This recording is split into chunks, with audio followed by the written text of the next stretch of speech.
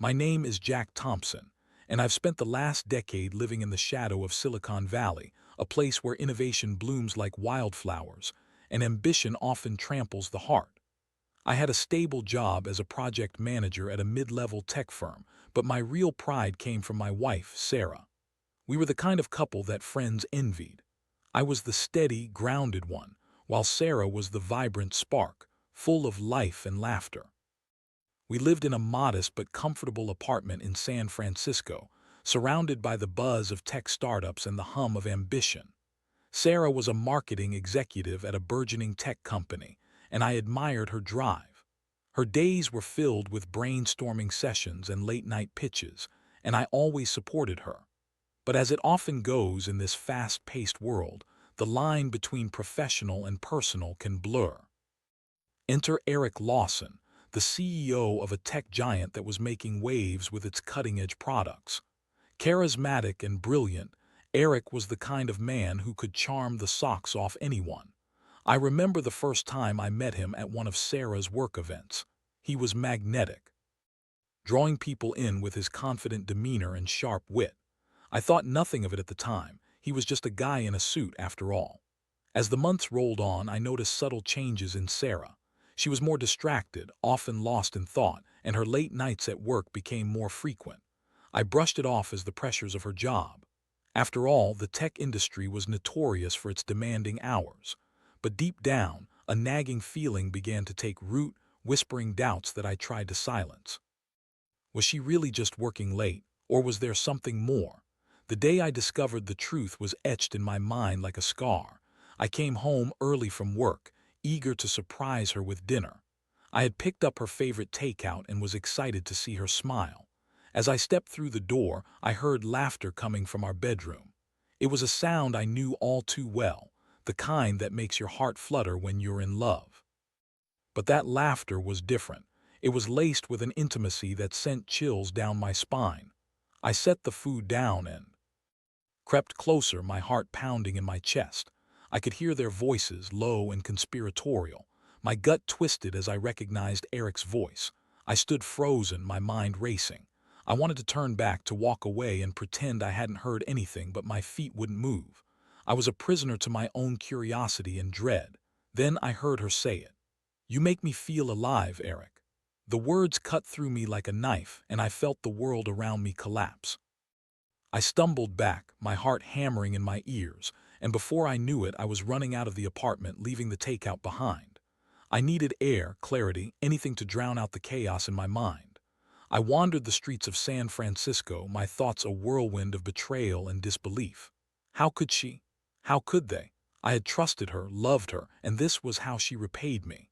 The city that once felt like home now seemed foreign and cold. I felt like a ghost, invisible and lost in a sea of people who were blissfully unaware of my turmoil. I spent hours walking, replaying that moment in my head. The laughter, the intimacy, the betrayal, it all coalesced into a singular truth that I couldn't escape. I was a fool, a man who had built his life on trust and love, only to have it shattered in an instant. As the sun dipped below the horizon, I found myself sitting on a park bench, staring at the shimmering lights of the city, feeling utterly hollow. But in that moment of despair, something else began to fester within me, a dark seed of anger and resentment. How could I let this slide? Eric Lawson had taken something from me, and I couldn't just stand by. No, I would not be the victim in this story. I would find a way to make him pay. As I sat there, an idea began to form in my mind, one that I had never thought I would entertain. If I couldn't have Sarah's love, then I would take something from him.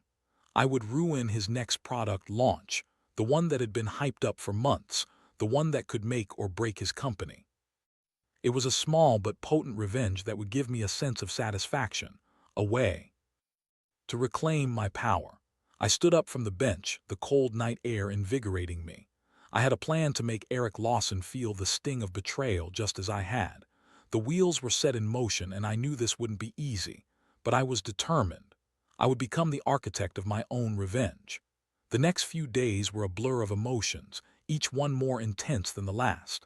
Anger coursed through my veins like wildfire, and the betrayal felt like a heavy weight on my chest. I couldn't bring myself to confront Sarah just yet, Part of me was still clinging to the hope that it was all a terrible misunderstanding, a fleeting moment of weakness. But deep down, I knew the truth. The laughter I had overheard was not a mistake. It was a choice she had made, and that choice altered everything. As I struggled with my emotions, I began to map out my revenge. I had no experience in corporate sabotage, but my years in the tech industry had taught me a thing or two about the inner workings of companies and the importance of product launches. I had seen firsthand how crucial these events were for a company's reputation and market position. Eric's next launch was set to showcase a revolutionary gadget that promised to change the way people interacted with technology. If I could find a way to disrupt it, it would send shockwaves through his company and tarnish his carefully crafted image. I started by gathering information.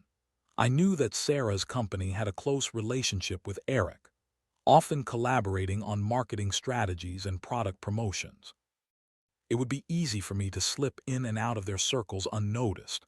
I reached out to a few contacts I had made over the years, people who had worked with both companies. I casually mentioned my interest in Eric's upcoming product, feigning excitement to gather intel. I learned about the launch event, when and where it would take place, and the key players involved. It was all falling into place, and I felt a surge of adrenaline. But I needed more than just dates and locations.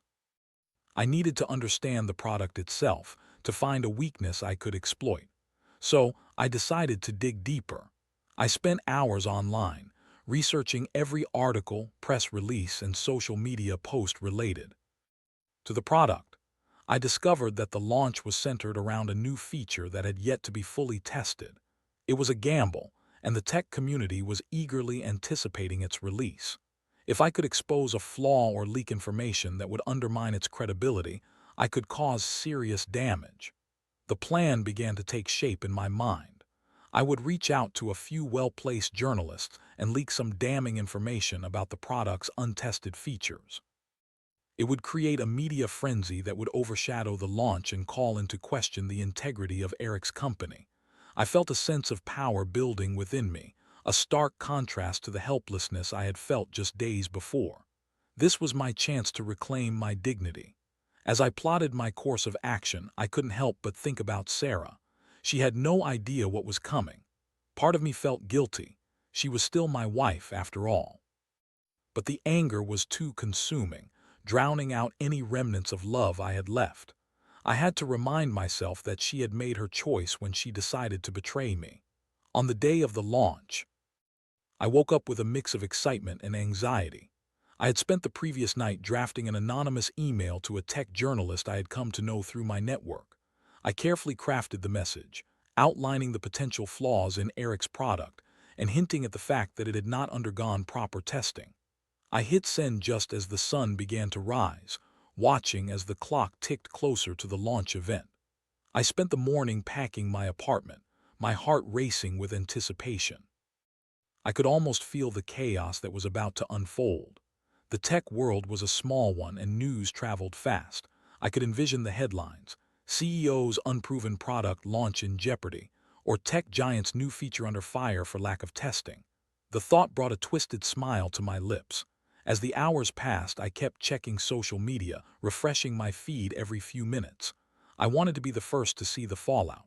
By early afternoon, the news began to break. Tech blogs were buzzing with rumors about the product's flaws, and I could feel the excitement building within me. I had done it.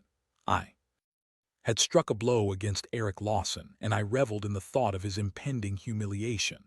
But as the chaos unfolded, I found myself grappling with a new wave of emotions. The thrill of revenge was intoxicating, but it was also laced with a sense of dread. What if this backfired? What if Sarah found out? The thought of her knowing that I was behind the sabotage sent a chill down my spine. Yet I pushed those thoughts aside. This was not about her anymore. It was about me reclaiming my power. The launch event was set to take place in a lavish hotel downtown, a venue that screamed opulence and success. I knew Sarah would be there, and the thought of seeing her face filled me with a mix of anger and sorrow. I had to confront her eventually, but not before I watched the fallout unfold. I needed to see Eric's reaction, to witness the moment he realized that his carefully orchestrated launch was crumbling before his eyes. As evening approached, I made my way to the hotel, my heart pounding with anticipation. The glitz and glamour of the venue contrasted sharply with the turmoil inside me. I slipped into a side entrance, blending in with the crowd of tech enthusiasts and journalists. I watched from a distance as the event unfolded, the stage set for Eric to unveil his product to the world. As he stepped onto the stage, his confidence radiated.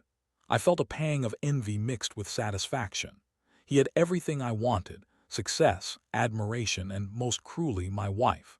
But as he began his presentation, the atmosphere shifted.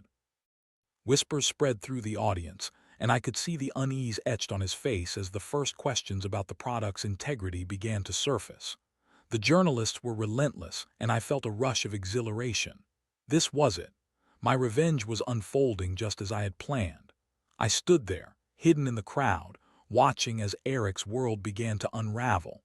The chaos of the moment was intoxicating, but it was also a reminder of the choices we make and the consequences they bring. I was a man on a mission, but I was also a man who had lost everything I once held dear. The atmosphere inside the hotel was electric, charged with anticipation and a growing sense of dread. I stood in the shadows, feeling the weight of my decisions pressing down on me like a heavy cloak. Eric was up on that stage, his charisma slipping away as the questions grew more pointed, more accusatory. I could see the sweat bead on his forehead, the way his confident demeanor began to falter. It was a sight I relished, but as I watched, I couldn't help but feel a twinge of guilt gnawing at the edges of my satisfaction. The journalists were relentless, hurling questions at him about the untested features I had leaked. "How can you assure us that this product is safe?" one reporter shouted, and the crowd murmured in agreement. I could see Eric's jaw tighten, his eyes darting around the room as he tried to regain control of the narrative. The launch event, meant to be a showcase of innovation and triumph, was rapidly devolving into a public relations nightmare. I felt a rush of adrenaline as I watched him squirm. This was exactly what I had set out to achieve: revenge for the betrayal, a way to show Eric that he couldn't just waltz into my life and take what was mine. But with each passing moment, the initial thrill began to fade, replaced by a growing sense of unease. I had crossed a line, and the consequences of my actions were beginning to weigh heavily on my conscience. Suddenly, I spotted Sarah in the crowd, her expression a mix of confusion and concern. She was standing near the front, her eyes glued to the stage, and I felt my heart clench. In that moment, I was reminded of the love we once shared, the laughter and intimacy that now felt like a distant memory.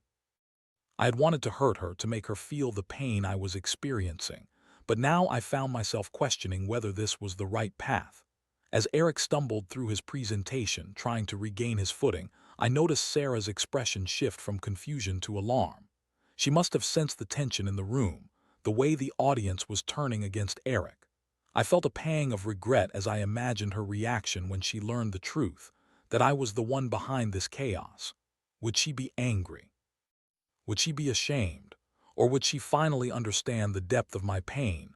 The event continued to spiral out of control, and I could see Eric's frustration boiling over. "This is all just speculation," he shouted, his voice rising above the murmurs of the crowd. "We stand by our product and its innovative features." But his words fell flat, and the audience remained skeptical, the atmosphere thick with doubt. I began to feel the weight of my own actions. Had I really thought this through? The exhilaration of revenge was morphing into something darker, something I couldn't ignore. I had wanted to hurt Eric, but now I was hurting Sarah too. The realization hit me like a punch to the gut. I had become the villain in my own story, and I was dragging her down with me. As the event dragged on, I decided I couldn't stay hidden any longer. I needed to confront Sarah, to explain myself before the truth came crashing down around us. I slipped out of the crowd, my heart racing as I made my way toward her. The sounds of the chaos behind me faded into a dull roar as I approached, and I could see her now, her brows furrowed, her lips pressed into a thin line. She looked beautiful, but there was an edge of worry in her eyes that tugged at my heart. Sarah, I called out, my voice barely audible above the din. She turned, surprise washing over her face as our eyes locked. I felt a wave of emotions crash over me, love, anger, betrayal, and a desperate longing for understanding. Jack, she said, taking a step toward me. What are you doing here? I thought you were working late. I wanted to see you, I said, my voice trembling.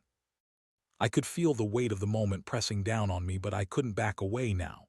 I wanted to talk to you about everything. Her expression shifted, and I could see the realization dawning on her. Is this about the launch, the rumors? Jack, it's a disaster out there. This could ruin everything for Eric. I felt a surge of anger at the mention of his name, but I pushed it down. It's not just about the launch, Sarah. It's about us. It's about what you did. My words came out harsher than I intended, and I could see her flinch. I know I made a mistake, she said, her voice barely above a whisper. But this isn't the time or place to talk about it. Eric needs me right now. He's in trouble. Trouble, I echoed, incredulous. You mean the trouble he brought upon himself? You think I'm just going to stand by while he tries to play the victim? Jack, please, she pleaded, her eyes searching mine. This isn't helping. You need to understand that I need to understand. I interrupted, my voice rising. You don't get to tell me what I need to understand after what you did. You slept with him, Sarah. You betrayed me. Her face fell, and for a moment I thought I saw a flicker of regret in her eyes, but it was quickly replaced by determination.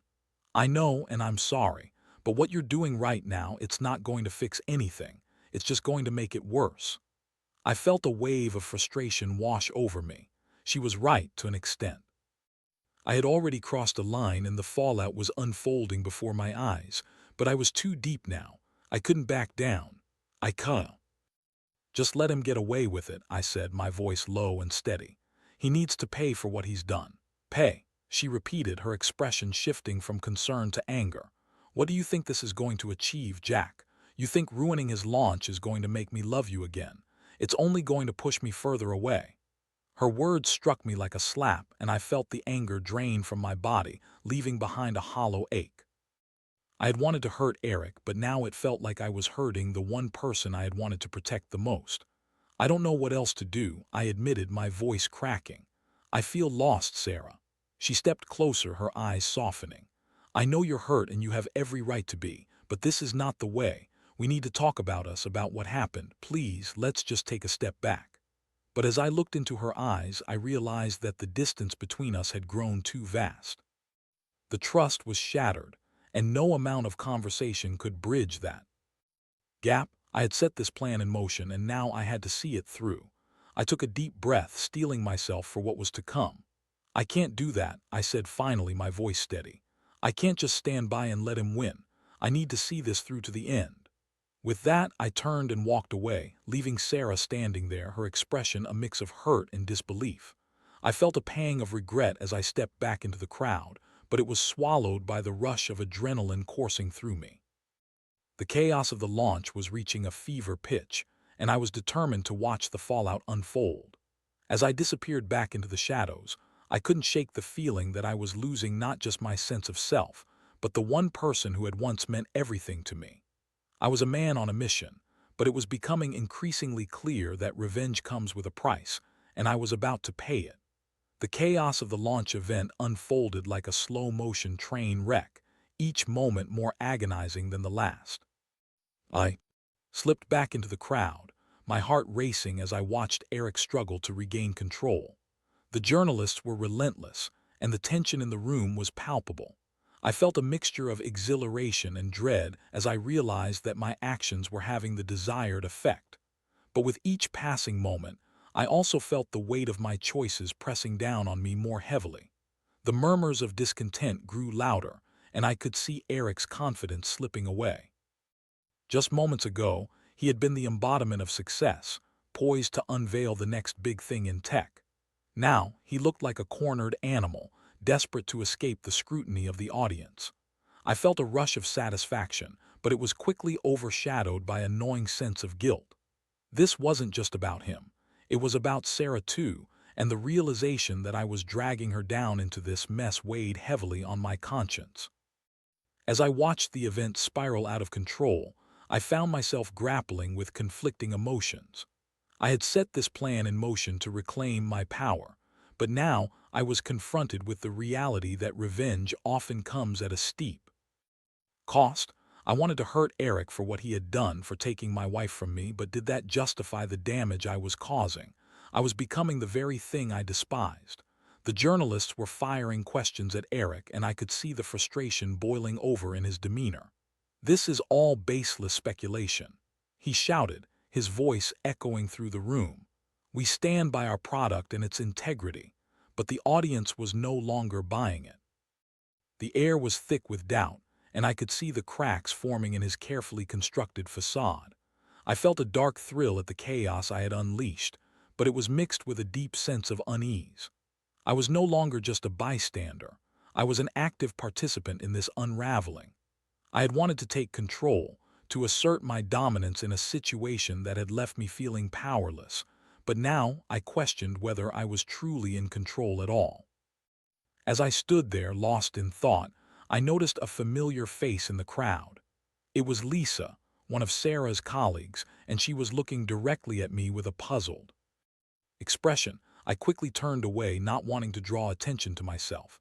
I couldn't afford to be recognized, not now. I had to stay focused on the task at hand. Suddenly, I felt a hand on my shoulder. I turned to find Sarah standing there, her expression a mix of anger and concern. "What are you doing?" she demanded, her voice barely above a whisper. "You need to stop this." "Stop what?" I replied, my tone sharper than I intended. "I'm not the one who betrayed our marriage, Sarah. Just making sure he pays for it." "Jack, please," she pleaded, her eyes filled with desperation. "This isn't going to solve anything. It's only going to make things worse for both of us. You're hurting yourself in the process." Her words struck a chord deep within me, and for a fleeting moment I hesitated. I had wanted to hurt Eric, but I was hurting Sarah too. "I don't care about him," I said, trying to mask my uncertainty. "This is about me reclaiming my life." "Is it really?" she shot back, her voice rising. "Because it seems like you're just throwing everything away. You're becoming someone I don't even recognize anymore." Her words cut deep, and I felt the anger bubble up inside me. "You think I wanted this? You think I wanted to be in this position?" I snapped, my voice rising above the chaos. "You did this to me." The tension between us was palpable, and I could see the hurt in her eyes. "I know I made a mistake, Jack, but this isn't the answer. Can't you see that?" I wanted to argue, to lash out, but something in her voice stopped me. There was a vulnerability there, a reflection of the pain we both shared. I took a deep breath, trying to steady myself. "I just want him to feel what I felt," I said, my voice softer now. "I want him to know that he can't just take what's mine." "Then let's talk about this," she said, her tone shifting from anger to concern. "Let's work through it together. Don't do this to yourself, Jack. You're better than this." But even as she spoke, I felt the resolve within me hardening. I had come too far to turn back now. "I can't," I said finally, shaking my head. "I need to see this through. It's the only way I can feel in control again." Before she could respond, I turned away from her, feeling a mix of anger and regret.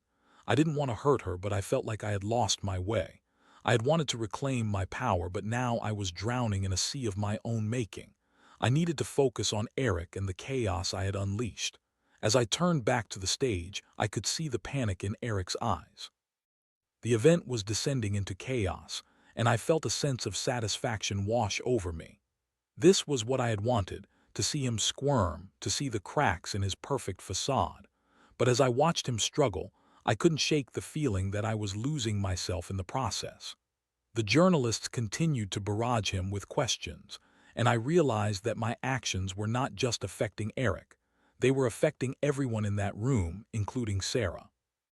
I was a catalyst for chaos, and it was becoming increasingly clear that the damage I was causing was more significant than I had anticipated. And then, in the midst of the turmoil, I caught a glimpse of Eric's face. He was no longer the confident CEO I had come to despise. He was a man on the brink of collapse, and for the first time, I felt a flicker of empathy for him. He was losing everything he had worked for, and while I had reveled in the thought of his downfall, I couldn't help but wonder what it would mean for me in the end. As the event continued to unravel, I felt the weight of my choices pressing down on me. I had set out to destroy Eric, but in the process, I was destroying the last remnants of my own humanity.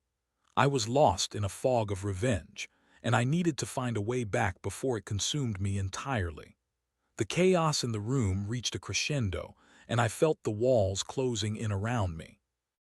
Eric was struggling to maintain his composure, and as the journalists pressed him with relentless questions, I could see the panic etched on his face. In that moment, I realized that I was no longer just an observer. I was a participant in this unfolding tragedy, and the weight of my actions felt heavier than ever. I caught a glimpse of Sarah in the crowd again, her expression a mix of concern and helplessness.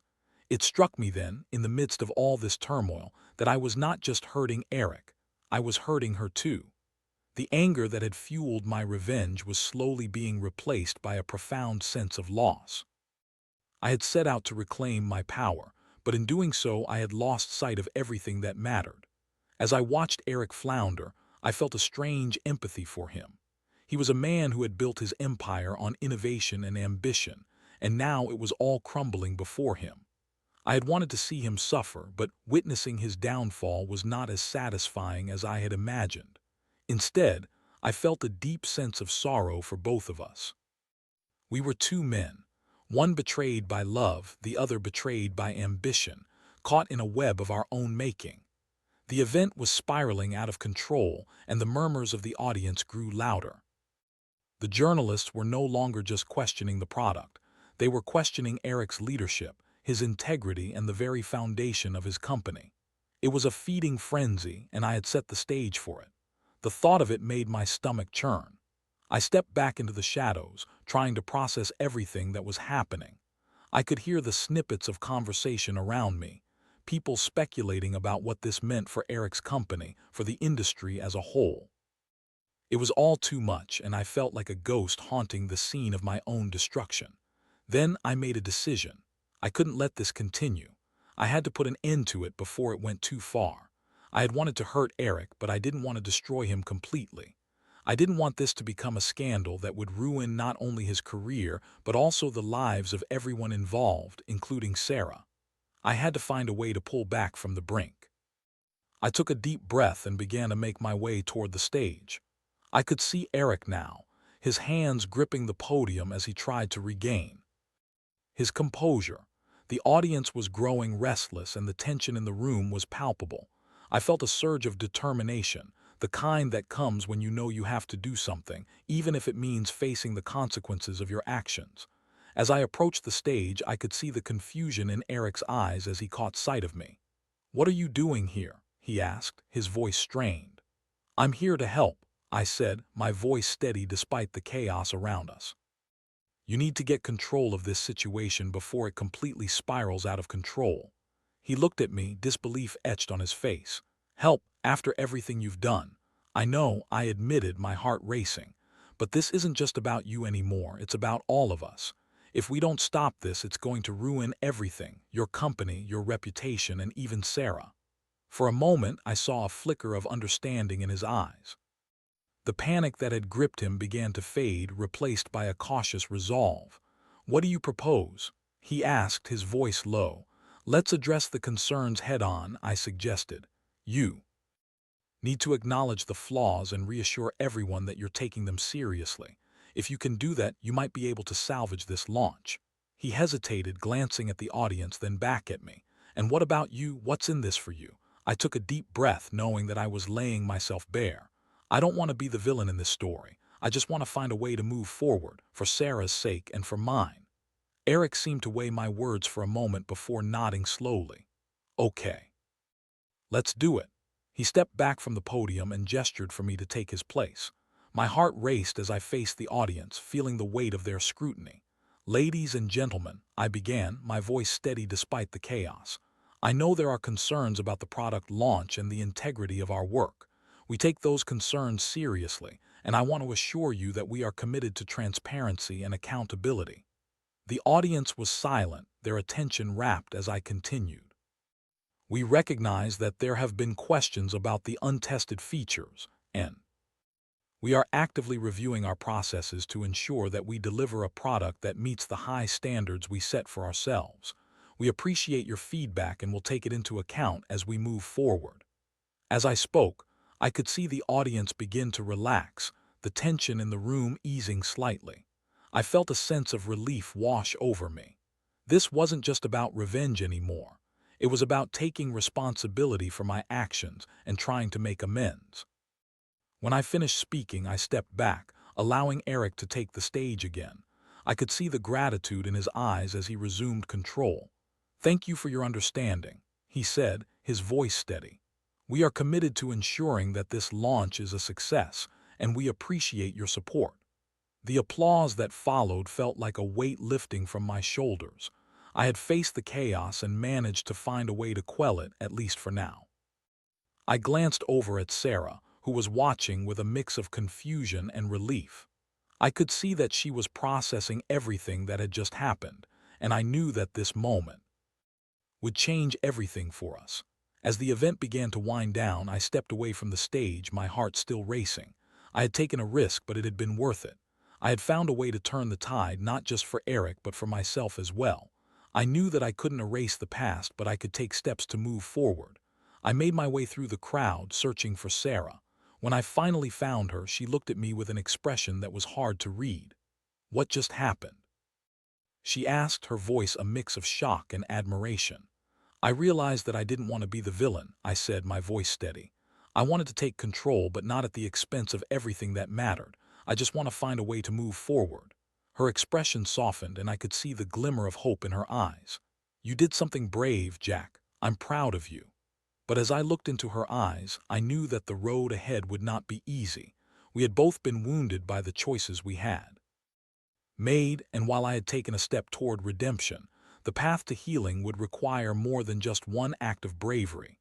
It would take time, patience, and a willingness to confront the truth of our relationship. As we stood there together, I felt a sense of determination settle within me. I had faced the chaos and emerged on the other side, but now it was time to confront the reality of my marriage and the choices that had brought us to this moment. In the aftermath of the launch event, I felt a mixture of relief and trepidation. The chaos had subsided, and while Eric had managed to salvage his reputation, at least for now, I knew that the consequences of my actions were far from over. As I stood beside Sarah, I realized that this was just the beginning of a long road toward healing and understanding. "Can we talk?" I asked, my voice steady but laced with uncertainty. She nodded, and we stepped away from the crowd, seeking a quieter corner of the hotel lobby. The remnants of the launch event buzzed around us, but in this moment, it felt like we were in our own world. "Jack, what you did up there, it was unexpected," she said, her eyes searching mine. "I didn't think you'd be willing to help him, especially after everything." "I didn't want to be the villain, Sarah," I replied, my heart racing. I was so consumed by anger and revenge that I lost sight of everything else. I didn't want to destroy Eric completely, but I couldn't let him think he could get away with what he did to us. She took a deep breath, her expression softening. "I know I hurt you, and I can never take that back, but I want to understand what happened between us. Can we talk about it?" I nodded, feeling the weight of the moment settle around us. "I've been thinking about it a lot, too. I thought revenge would make me feel better, but it only made things worse. I lost sight of what really mattered us." We stood in silence for a moment, the tension of the past few days hanging thick in the air. I could see the hurt in her eyes, and it mirrored the pain I felt within myself. "I don't know if we can go back to how things were," I admitted, my voice barely above a whisper. "But I want to try. Trying is all I ask," she said, her voice steady. "I know I made mistakes, but I want to work through this together. I love you, Jack, and I want to fight for us." I felt a wave of emotion wash over me at her words, and I reached for her hand, intertwining our fingers. "I love you too, Sarah. I've been so lost in my anger that I forgot how much you mean to me. I want to rebuild that trust, but it's going to take time." She nodded, her eyes glistening with unshed tears. "I'm willing to put in the effort. We both have to be honest about our feelings about what happened. It won't be easy, but I believe we can get through this." As we talked, I felt a sense of hope begin to blossom within me. The road ahead would be fraught with challenges, but I was willing to face them as long as we were together. I realized that revenge had almost cost me everything that mattered, and now it was time to focus on healing. We spent the next few hours in deep conversation, sharing our thoughts and feelings, facing the pain that had brought us to this point. It was a cathartic experience, one that opened the door to understanding and forgiveness. I began to see the cracks in my own armor, the walls I had built around my heart out of fear and anger. Sarah was willing to meet me halfway, and that gave me the courage to lower my defenses. As the evening wore on, I could see the change in her demeanor. The tension that had once clouded her expression was beginning to lift, replaced by a tentative sense of hope. I realized that while the scars of betrayal would take time to heal, we were both committed to the journey ahead. Eventually, we stepped outside into the cool night air, the city lights twinkling around us like stars. I took a deep breath, feeling the weight of the past begin to lift. "I don't know what the future holds, but I want to face it with you," I said, my voice steady. "Me too," she replied, her smile lighting up her face. "We're in this together no matter what." As we walked hand in hand through the bustling streets of San Francisco, I felt a renewed sense of purpose. I had faced my demons, confronted my anger, and come out on the other side. The path to redemption was not without its challenges, but I was determined to make it work. I had learned the hard way that revenge was a double-edged sword. It could cut deep, but it could also blind you to what truly mattered. In my quest for vengeance, I had almost lost the one person I loved most. But now, as we navigated this new chapter together, I felt a glimmer of hope. Together, we would rebuild our relationship, brick by brick, learning to trust again. The journey would be long and fraught with obstacles, but I was ready to face whatever came our way. With Sarah by my side, I knew that we could overcome anything. As we walked into the night, I felt a renewed sense of purpose. I was no longer the man driven by revenge. I was a man willing to fight for love, for forgiveness, and for a future worth living. And in that moment, I knew that I had made the right choice. In the end, I learned that sometimes the greatest victory lies not in revenge, but in the courage to forgive and to love again. This was my story, and it was far from over.